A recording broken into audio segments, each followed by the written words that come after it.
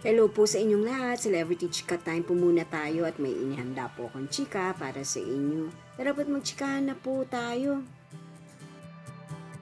Alden Richards, ito po ang kanyang latest updates.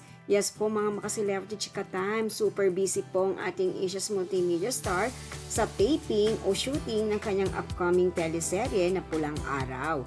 At yan, ichichika ko po sa inyo mga maka-Celebrity Chika Time ang ilan sa mga latest updates o kaganapan ng Asia's multimedia star. Bago po tayo dumako riyan, nais ko po munang batiin mga team bahay, team abroad at mga seniors natin dyan. Shout out po sa inyong lahat at happy weekend po. Yes po, ang Pulang Araw nga po ang pinakabagong teleserye ni Alden na mapapanood po natin sa mga susunod na araw sa GMA Network. Si Alden Richards bilang si Eduardo de la Cruz. Kakaiba po ang istorya ng Pulang Araw dahil ito po ay mula pa po ng sinaunang panahon o panahon po ng mga Hapon.